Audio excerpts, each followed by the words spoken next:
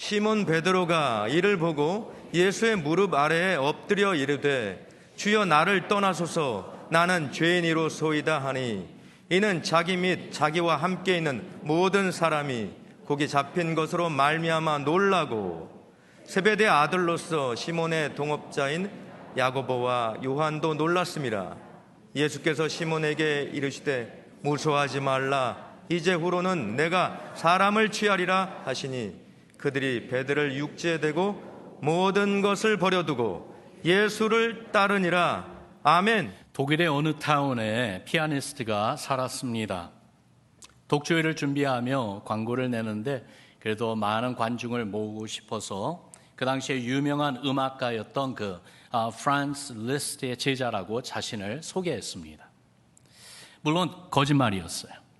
그는 리스트를 만나본 적도 없습니다. 그런데 공교롭게도 연주회가 있기 며칠 전 리스트가 그 타운에 오게 된 겁니다. 그리고 또한 그 광고도 보게 되었어요. 큰일이 난 것이죠. 거짓이 탄로나면은 이 음악가로서의 이 자기의 꿈과 삶은 끝나는 것입니다.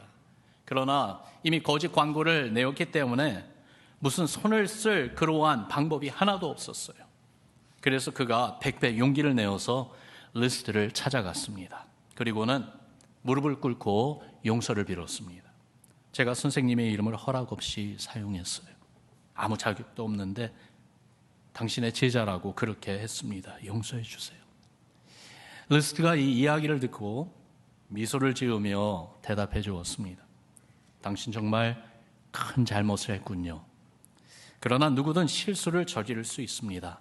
얼마나 부끄러워하고 그리고 또한 고통스러워하는지 제가 지금 보고 있는데 내 앞에서 지금 한번 연주할 그 곡을 한번 연주해 보지 않겠습니까? 그러면서 제안을 하는 거예요. 그렇게 연주를 시키는 리스트 앞에서 그가 너무나도 nervous해가지고 떨리는 마음으로 열심히 연습해온 그 곡을 연주하기 시작했습니다. 리스트는 이 연주를 들으면서 중간중간 잠깐만요 하면서 연주를 멈추는 거예요. 그러면서 거기에서 이렇게 한번 해보세요. 고쳐주기도 하고 코치도 해주었습니다. 그렇게 연주를 마치고 나서 피아니스트에게 말해주었습니다. 단 한 번이라도 내가 당신을 이렇게 가르쳐 주었으니 당신은 이제 내 제자입니다. 제가 이번 당신 연주회에 참석할 텐데 당신의 연주가 다 끝나고 나면은 저도 연주를 할 수 있도록 기회를 주시죠. 저를 그렇게 관중에게 소개해 주시죠. 정말로 마음이 그냥 너무 기뻤어요. 감격으로 가득했어요. 연주회가 되었을 때에 그때의 그 연주회는 엄청난 기쁨과 영광의 연주회가 되었다고 합니다. 이 스토리를 생각하면서 예수님과 저의 생각 그리고 예수님과 우리의 생각을 이렇게 해볼 때에 예수님이 리스트와 같다 그런 생각이 들어요. 또한 우리는 그 피아니스트와 같다라는 그런 생각이 들어요. 자격이 없고 부족하고 부끄러운 우리들, 그런데도 우리 사정을 누구보다도 너무나도 잘 아시는 우리 예수님. 그래서 예수님이 친히 우리를 찾아오셨어요. 그리고 당신의 제자로 우리를 초청해 주셨어요. 예수님의 제자 되게 초청해 주신 것이죠. 오늘은 제자를 부르신 그리스도라는 제목으로 우리를 부르신 예수님에 대해서 말씀을 나누고자 합니다. 본문으로 삼은 이 스토리는 우리에게 너무나도 잘 알려진 스토리입니다. 시몬 베드로의 그 인생을 완전히 바꿔놓은 그러한 사건을 이야기해 주고 있어요. 그 내용은 이렇습니다. 갈릴리 호수 어부인 시몬이 밤새도록 그 동료들과 함께 애쓰며 고기를 잡으려 했지만은 그날 밤은 한 마리도 잡지를 못했어요. 새벽이 되고 아침이 되니까 몸도 너무 지치고 그리고 또한 고기 잡는 시간은 이제 다 지나갔고 마음도 무거워서 이제 배를 저어 다시 호숫가 육지로 왔습니다. 호숫가에 배를 대고 그물을 씻으며 정리하고 있는데 한 무리가 자기가 있는 쪽으로 이렇게 다가오는 것을 보았어요. 그 가운데 예수님이 계셨죠. 그 무리가 가까이 왔었을 때에 예수님은 시몬의 배에 올라타십니다. 허락도 받지 않고 말입니다. 그러면서 시몬에게 부탁을 합니다. 육지에서 배를 조금 띄워달라고요. 그렇게 했을 때에 예수님은 따라온 무리들을 그 배 안에 앉으셔서 가르쳐 주셨습니다. 하나님 나라 말씀을 전하신 거예요. 아마도 그 시간 동안 시몬은 자기가 하던 일을 끝내지도 못하고 기다리고 있었던 것 같아요. 그런데 말씀 가르치기를 끝내고 나서는 이제는 예수님께서 시몬에게 얼굴을 돌리셔서 그에게 제안을 하십니다. 물고기 잡으러 갑시다. 깊은 데로 한번 가봅시다 하는 겁니다. 잠깐만요. 시몬은 소문을 들어 예수님에 대해서 조금은 알고 있었습니다. 나사렛 사람이라는 것, 목수의 아들이라는 것을 알고 있었죠. 그런데 목수의 아들이 어부인 자기에게 물고기 잡는 것에 대해서 이래라 저래라 하는 것입니다. 또한 시몬은 많이 지쳐 있었어요. 그렇기 때문에 귀찮고 자기 허락도 없이 자기 배에 올라탄 이 예수, 그분의 제안을 받아들여야 할 이유가 전혀 없었습니다. 그런데 그때는 왠지 모르게 달랐어요. 예수님의 제안을 받아들여야지 하는 그러한 마음이 생긴 거예요. 예수님 말씀대로 했습니다. 깊은 곳으로 배를 저어 갔습니다. 목수의 아들이신 그분이 말씀하신 곳에 그물을 내렸습니다. 놀랍게도 큰 물고기떼를 잡았죠. 얼마나 많았던지 그물을 잡아당겨 올리려고 하는데요, 무겁고 그물이 찢어지려고 하는 거예요. 그래서 같이 동업하는 동료들을 불렀습니다. 와서 도와달라고 했어요. 그렇게 야고보와 요한이 자기 배를 가지고 와서 그물에 잡은 물고기를 다 끌어올렸습니다. 얼마나 많았는지 두 배가 가득 채워지는데 배가 물에 잠길 정도로 많았다고 성경은 기록하고 있어요. 예사로운 일이 아니지요. 너무 좋고 신나는 이러한 감정보다도 그 순간 시몬의 마음에 엄습한 것은 두려움이었습니다. 무서웠습니다. 물고기가 가득한 배, 거기에서 시몬은 예수님 무릎 앞에 엎드려 있어요. 그가 입을 열어 예수님을 향해서 이렇게 말합니다. 키리에, 주여, 나를 떠나소서. 나는 죄인입니다. 예수님이 이런 시몬 베드로에게 대답해 주십니다. 무서워하지 말라. 이제부로는 내가 사람을 취하리라. 주님의 초청이었어요. 주님을 따르라는 부름이었어요. 시몬 베드로만이 아니라 그 현장에 같이 있었던 그의 친구들, 다시 말해서 그의 형제 안드레와 친구들 야곱과 요한 모두가 예수를 따랐다는 이야기입니다. 예수님이 시몬 베드로와 제자들을 부르신 이 사건은 우연이 아니에요. 의도적이었어요. 예수님을 따라오는 무리를 이끌고 주님은 베드로가 있는 곳으로 데리고 가셨어요. 베드로의 그 배에 올라타셨어요. 물이 깊은 곳으로 가자고 하셨어요. 그물을 내려보라고 하십니다. 여기 보면은 모든 액션 하나하나가 예수님이 의도적으로 이끌고 하신 것입니다. 그렇게 베드로와 그의 친구들을 제자로 부르시려고 하신 것입니다. 반면 제자로 부름받은 이 사람들은 어떤 사람들인지 한번 생각해 볼까요? 자격이 있고 실력이 있는 사람들입니까? 이런 글을 읽었습니다. 오늘날 글로벌 기업의 신입사원을 뽑기 위해서 예수님의 12제자를 대상으로 인물 분석을 해보았다고 합니다. 그들의 학력과 경력과 적합성을 종합해서 컴퓨터로 분석을 해보았는데 그 나온 결과는 이랬습니다. 야고보와 요한은 자신의 출세만을 위해 사는 이기적인 사람들이다. 예수님에게 영광의 자리를 청탁하려고 했다. 도마는 매사에 의심이 많고 부정적인 성격을 가진 사람이다. 베드로는 성격이 급해서 실수할 확률이 높다. 안드레는 내성적인 성격을 가졌기에 일을 해나가는 속도가 늦고 추진력이 약하다. 야고보는 혁명적인 기질이 있어서 회사원으로 채용하기에는 위험 요소가 너무 높다. 세리 출신 마태는 다른 사람이 피해를 보더라도 자신을 위한 이익을 위해서라면 어떤 일이라도 할 이기적인 사람이다. 제자들 중 가장 이상적인 신입사원을 뽑는다면 가룟 유다이다. 그는 학식과 경험을 겸비한 사람이고 실업가의 그 감각과 사교성을 지니고 있다. 여러분, 컴퓨터 분석으로 어느 제자가 유능한 신입사원이 될 수 있을까? 거기에서 가장 유명한 사람이 가룟 유다라고요? 절대로 아니죠. 가룟 유다, 그는 예수님을 배신하고 예수님을 팔아넘긴 사람 아닙니까? 이 글의 그 포인트는 한마디로 이겁니다. 공평하게 평가해 볼 때 예수님이 부른 제자들은 그 누구 하나도 자격을 제대로 갖춘 사람은 하나도 없다는 것입니다. 여기에서 다시 이 질문을 해봅니다. 예수님은 왜 이런 사람들을 제자로 부르셨을까요? 그 이유가 무엇일까? 그 대답을 여기부터 풀어갑니다. 하나님 나라를 이룰 사람을 세우기 위해서였습니다. 예, 하나님 나라를 가져오신 예수님이에요. 마귀의 일을 멸하고 죄악된 이 세상에 하나님 나라를 이루시기 위해서 오셨어요. 주님이 전한 첫 번째 메시지를 마가복음에서는 이렇게 우리에게 보여주고 있습니다.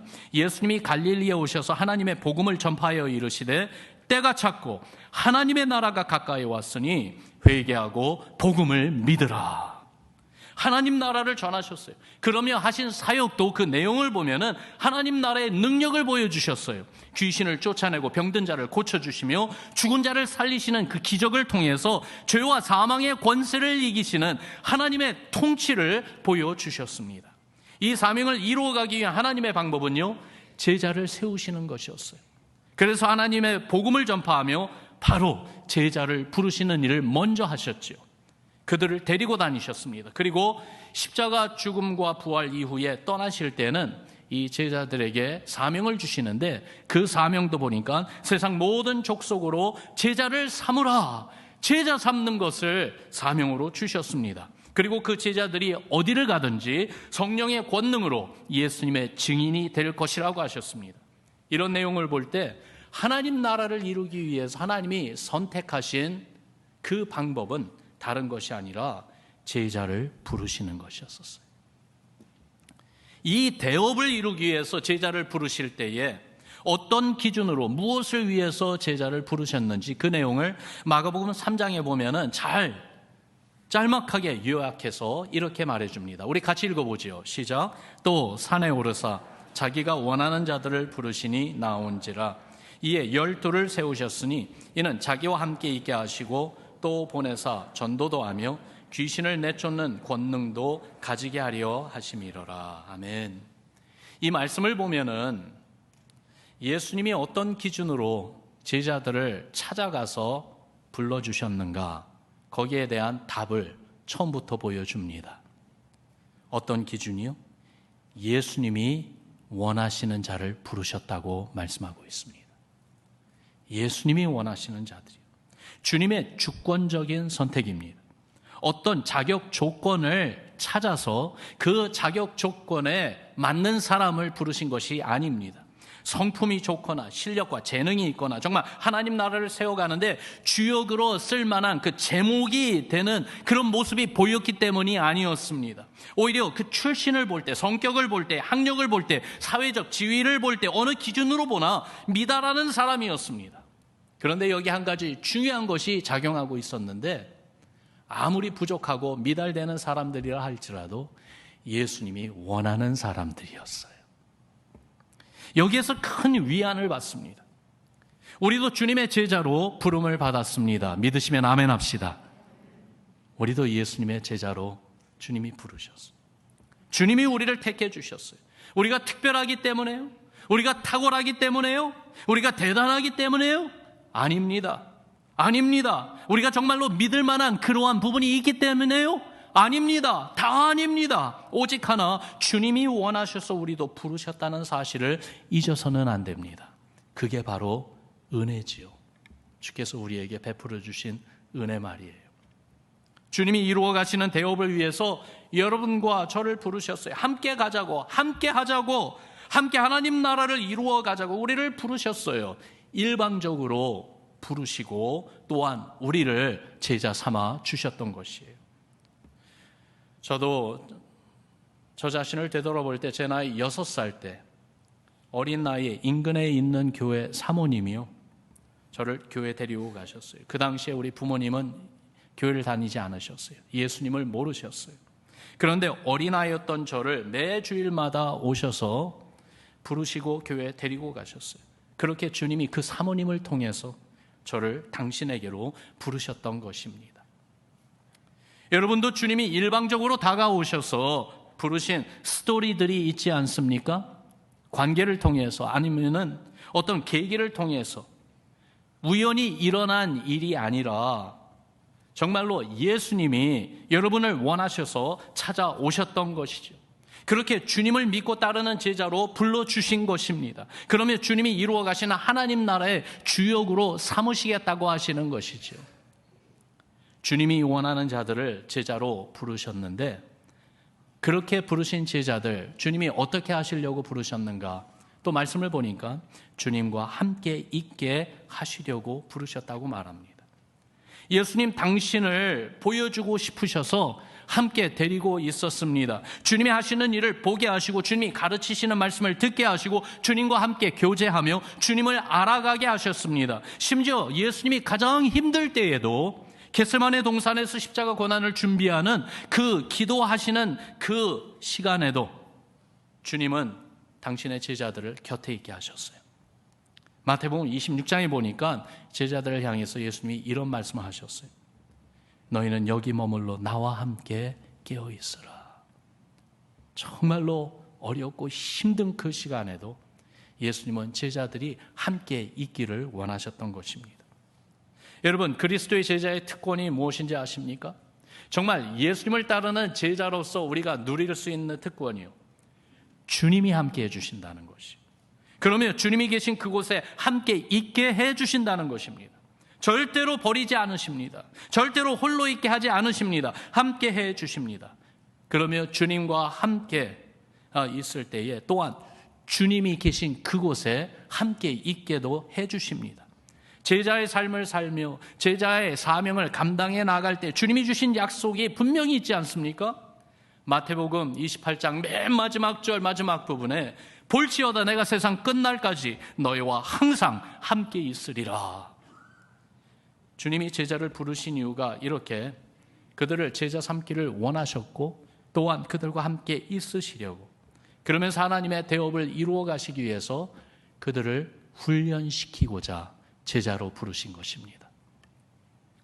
어떤 훈련을 예수님이 시키기를 원하셨는가? 한 세 가지로 정리를 해보는데요. 첫 번째는 기도 훈련이었습니다. 예수님이 제자들을 늘 함께 있게 하시면서 보여주신 것이 당신의 기도하시는 모습이었어요.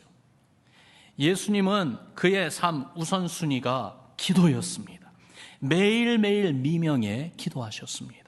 중요한 일을 앞두고 기도하셨습니다. 기도하러 산에 올라가셨고 기도하러 늘 찾아가는 장소 가운데 겟세마네 동산이 있었습니다. 제자들과 마지막 만찬을 나누시고 마지막 유언과 같은 말씀을 주신 이후에도 예수님은 제자들을 위하여 기도해 주셨습니다. 제자들이 그 기도를 다 들었어요. 그래서 그것을 기억하며 기록한 것이 요한복음 17장에 나와 있지 않습니까? 십자가 위에 달리셨을 때에도 예수님은 기도하셨습니다. 제자들이 본 예수님의 삶은 어떤 삶이었는가? 기도의 삶이었던 것이에요. 그래서 제자들도 기도를 배웠습니다. 기도하는 가운데 성령을 받았습니다. 기도하며 제자의 사명, 복음의 사명을 감당해 나간 것을 우리가 사도행전을 읽어보면 계속해서 나오고 있는 것을 우리가 봅니다. 기도 훈련 시켜주셨어요. 그러면서 두 번째로 말씀 훈련 시켜주셨어요. 예수님이 가르치는 말씀을 늘 가까이서 듣는 특권을 누렸습니다. 주님이 말씀을 가르쳐 주실 때에 작은 무리의 숫자가 아닙니다. 큰 무리입니다. 때로는 오병이어의 기적 때는 여러분 장정 5천이라고 했으니까 적어도 15,000명, 그 수많은 무리들이 함께 모여서 예수님의 전하시는 말씀을 들을 때에 제자들은 가장 가까이서 직접 귀로 들을 수 있는 특권을 누렸습니다. 그들이 들은 말씀은 하나님 나라에 대한 말씀이었어요. 하나님의 복음이었어요. 듣는 것만이 아니라 이 말씀을 배우는 기회도 언제든지 있었어요. 예수님이 들려주신 그 말씀 잘 이해가 안 되면 예수님에게 와서 물어볼 수 있었어요. 주님은 그들에게 당신이 전한 말씀을 풀어서 해석해 주시기도 했습니다. 그러면서 하나님의 선하시고 기뻐하시고 온전하신 뜻이 무엇인지 배우고 훈련받게 해 주셨어요. 더욱이 듣고 배운 말씀을 전하는 훈련도 해 주셨어요. 둘씩 짝을 지어서 보내셨습니다. 그래서 하나님 나라, 하나님의 복음을 선포하라고 말씀하셨어요. 나중에 교회가 시작되었을 때 이 제자들이, 즉 이 제자들이 사도들이 되어서 그들은 기도와 말씀에 전념하며 교회를 세워간 것을 우리가 봅니다. 그래서 말씀 훈련시켜 주시고자 그들을 제자 삼아 주셨어요. 그러면서 세 번째로 섬김의 사역 훈련을 시켜 주셨어요. 어떻게 섬기고 사역하는지 예수님을 통해 보았습니다. 경험했습니다. 직접 참여해 보았습니다. 오병이어의 기적 때 예수님은 기적을 베풀어 주시고 그 기적을 행하시는 주님과 함께 사역하며 섬겼던 것이 제자들입니다. 병자들을 고치는 기적, 또한 사마리아 여인을 찾아가셨을 때에도, 아니면 세리장 삭개오를 받아주셨을 때에도, 심지어 장님이었던 거지 바디메오 등등 수많은 사람들, 천하고 불쌍한 사람들을 예수님이 어떻게 대하시고 위로하시며 섬겨주시고 그들을 치유하시고 회복시켜 주시는지 경험하게 하셨습니다. 이런 일들이 바로 제자들이 이어받아 해야 하는 사역이었던 것입니다. 그렇게 하나님 나라의 권능과 사랑과 은혜를 보여주면서 많은 영혼을 예수께로 인도해야 하는 사명을 위해서 사역의 훈련을 시켜주셨는데, 특별히 섬기는 자세로 어떻게 미니스트리를 하는지 그것을 배우게 하셨습니다. 예수님이 이렇게 제자를 부르시고 제자로 훈련시키면서 He invested himself into their lives. 그들의 삶에 당신을 투자하신 가장 궁극적인 이유는 다른 것이 아니라 그들을 사랑하셨기 때문입니다. 당신을 배신하고 버릴 제자들이라는 사실을 예수님 다 아시면서도 그 순간이 가까웠는데, 요한복음 13장 1절에 보면은 이렇게 기록하고 있어요. 세상에 있는 자기 사람들을 사랑하시되 끝까지 사랑하시니라. 그래서 그들의 발을 씻겨주셨어요. 그러며 당부하시기를 너희도 서로 발을 씻겨주라. 서로를 용납하고 받아주고 사랑하라. 그렇게 권하시면서 새 계명, 명령을 주시기도 하셨어요. 여러분, 예수님이 이렇게 제자를 부르시며 제자 삼으신 내용들을 생각해 볼 때 이게 다른 사람 이야기가 아닙니다. 그냥 성경 안에 있는 이야기만이 아닙니다. 이 이야기는 바로 여러분과 저의 이야기입니다. 하나님 나라를 이룰 사람들을 세우기 위해서 우리를 제자로 부르신 주님이십니다. 주님이 원하셔서, 주님이 함께 있게 하시려고, 주님이 훈련시켜 주시고 준비되게 하시려고 자격 없고 문제투성인 여러분과 저를 택해 주신 것입니다. 빈 배 안에 있는 베드로처럼요, 지치고 낙심하고 체념하기 쉬운 우리 인생의 배 안에 예수님이 찾아오셨어요. 일방적으로 찾아오셨어요. 그리고는 그 빈 배를 가득 채워주신 것처럼 주께서 우리의 인생도 주의 생명과 사명으로 가득 채워주시고자 우리 안에 들어오신 것입니다. 세상에서 먹고 살기 위한 그러한 채움이 아니에요. 사람을 취하는, 그렇게 하나님 나라를 세워가는, 영혼 구원하는 그 기쁨과 은혜로 가득 채워주시고자 주의 풍성함이 있는 자리로 우리를 초청하신 우리 예수님이십니다. 여러분, 이런 주님의 부름 앞에 우리는 어떻게 응답해야 되겠습니까? How should we respond to His calling? 네 가지로 정리를 해봅니다. 그리고 이 한 가지 한 가지가 오늘 이 시간 우리가 주님께 드리는 우리의 응답이 되기를 바랍니다. 여러분 따라합시다. 첫 번째는요, 순종. 다시 한번요, 순종. 누가복음 5장 5절에 보니까 오늘 본문 말씀의 사건에서 그것을 우리에게 보여주고 있어요.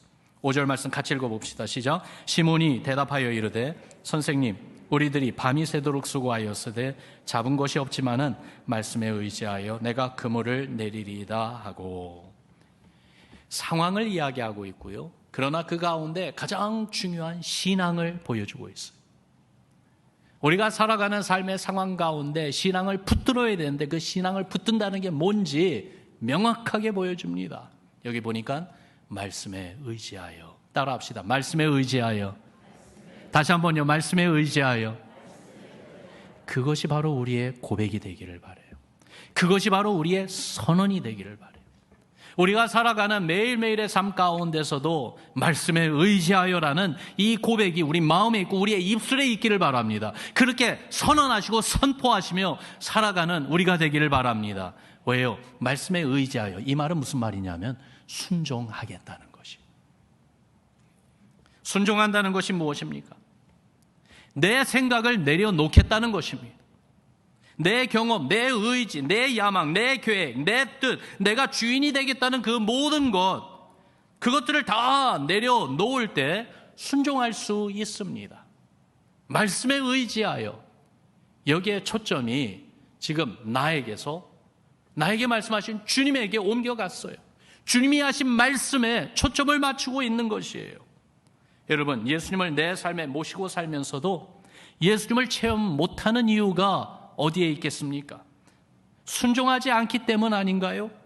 나 자신을 내려놓고 주님이 무슨 말씀을 하시는지 들으려고 하지 않고, 또한 주님이 하시는 그 말씀을 알면서도 그 뜻이 무엇인지 알려고 하지 않고 할 때에 예수님을 경험하지 못하는 것 아니겠습니까? 그러나 주의 말씀을 들으려고 하고, 들은 말씀을 알려고 하고, 주의 말씀에 순종하여 정말 의지하며 순종하려고 할 때에 순간순간 주님이 나와 함께 하시고 내 삶 가운데 일하시는 주님의 손길을 체험하게 될 줄로 믿습니다. 어떻게 우리가 주의 제자로서 주님께 반응해야 되는가? 순종입니다. 그러면서 두 번째 따라합시다. 만남. 다시 한번요. 만남. 영어로 특별히 encounter이라는 말을 사용하고 싶어요. 왜냐하면 이 만남은 superficial한, 형식적인, 표면적인 만남이 아닙니다. 이거는 내면적인, 정말 퍼스널한, 인격적인 만남입니다. 시몬 베드로가 물고기 잡는 경험을 통해서 예수님이 자기가 생각하던 인물이 아니라는 것을 알았어요. 그는 예수에 대해서 이미 듣고 그러면서 어느 정도는 알고 있었어요. 말씀을 가르치고 병자를 고치는 기적을 행하는 많은 사람들이 존경하고 따르는 랍비라는 것을 알았어요. 그런데 이 사건을 통해서 베드로는 자기가 생각하는 그 예수가 아니라 그 이상이라는 것을 깨닫게 되었어요. 그래서 예수님을 향해 그가 그렇게 불렀잖아요. kyrie, 주여. 내 삶의 주인이라는 것입니다. 자기가 감당할 수 없는 거룩한 분이라는 것입니다. 그래서 주여, 나를 떠나소서. 나는 죄인입니다. 라고 고백할 수밖에 없는, 그 고백이 터져나오게 만드는 encounter, 만남을 체험한 것이죠. 여러분, 이런 만남이 우리에게 꼭 있기를 바랍니다. 예수님을 그냥 피상적으로 알고 믿고 사는 것이 아니라 예수님 앞에 엎드릴 수밖에 없는, 그렇게 나 자신을 낮추고 겸손히 주님을 내 구세주로 부르고 고백하며 주의 긍휼과 사랑을 간구하는 그런 만남이 있기를 바랍니다. 여러분, 한 번만으로 부족합니다. 이런 만남이 반복해서 일어나야 되겠어요.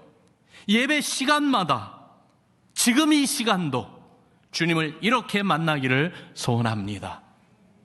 회개하며 주의 거룩하심 앞에 엎드리는 그 만남 말입니다. 그러면서 세 번째로 어떻게 우리가 리스폰드 해야 되는가? 따라합시다. 내려놓음. 한 번 더요. 내려놓음. 포기를 말하는 것이, 희생을 말하는 것이.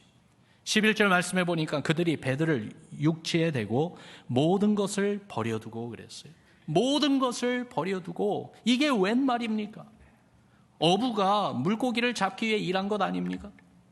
그런데 잡은 물고기뿐만 아니라 배와 그물과 그 모든 것을 다 버려두고라고 했어요.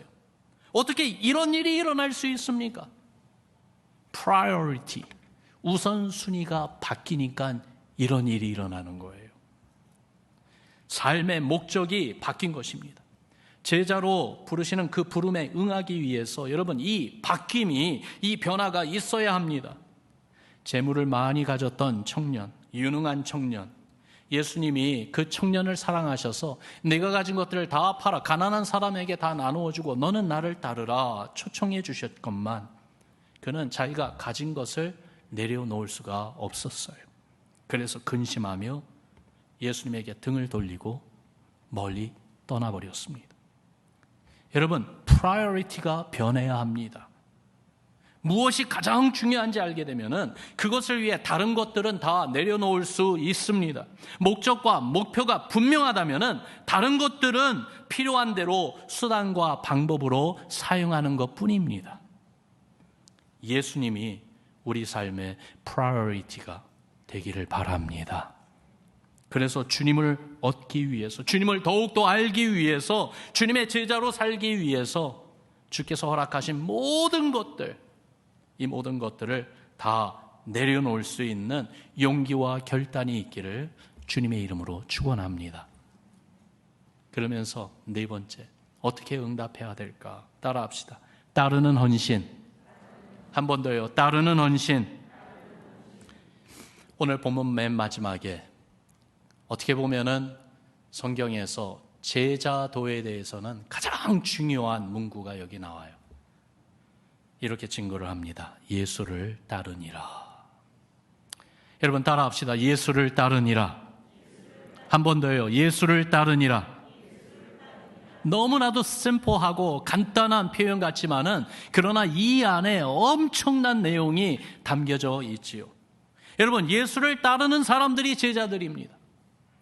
몸으로만 따르는 것이 아닙니다. 마음과 삶으로 따르는 것입니다. 삶의 방향이 새롭게 정해졌습니다. 주님을 향하는 것입니다. 주께서 가리키시며 인도해 주시는 방향으로 내 삶이, 내 발걸음이, 내 마음과 생각이 움직이는 것입니다. 하나님 나라와 그의 의를 구하라고 하신 그 말씀대로 말이지요. 또한 모든 족속으로 제자 삼으라는 그 말씀을 따라 말입니다. 내 사랑으로 너희가 서로 사랑하라 하신 그 말씀대로 주의 말씀 따라 움직이는 것입니다.